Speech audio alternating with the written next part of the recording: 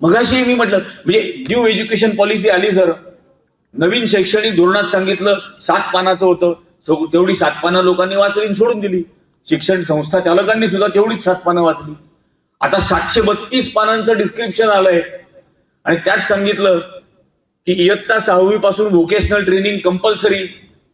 Vocational training विद्यार्थ्यांनी कुठलं काय घ्यायचं हे शिक्षक ठरवणार आणि शिक्षक त्या विद्यार्थ्याच्या कुटुंबाचा परंपरागत व्यवसाय काय होता तेच व्होकेशनल ट्रेनिंग त्या मुलाला देणार. म्हणजे कुंभाराच्या मुलांनी मडकीच भाजायची. म्हणजे चातुर्वर्ण्य तुम्ही आता धोरणामधून आणताय. याच्याबद्दल महाराष्ट्र उभा राहायला पाहिजे. 66 नाही, आता 84,000 शाळा बंद झाल्या. आता या मार्च महिन्यामध्ये 18,000 शाळा नवीन बंद केल्या. 84,000 शाळा बंद झाल्या. या 84,000 शाळांमध्ये 50-50 मुलं जर असतील तर 40 लाख मुलं शिक्षणापासून वंचित केली. या शासकीय 84,000 शाळांमध्ये कुठली मुलं शिकत होती? सगळी बहुजनांची मुलं शिक्षणापासून दूर केली. का? कारण शाळा चालू ठेवल्या पटसंख्या कमी असून सुद्धा तर 2,000 कोटीचा खर्च येईल आणि आमच्याकडं कुंभमेळ्याला 32,000 कोटी रुपये खर्च करणार.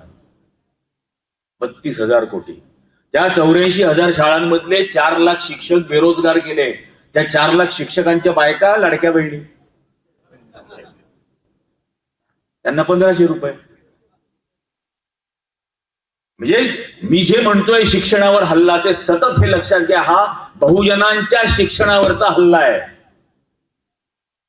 त्याच धोरणाप्रमाणे 2030 नंतर या संपूर्ण देशात एकही एडेड कॉलेज नसणार.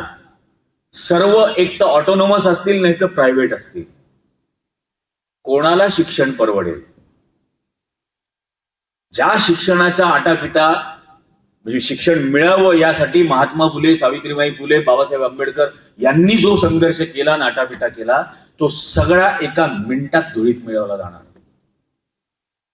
कारण बघतायत ना, वाघिणीचं दूध प्यायलेले गुरगुरतात.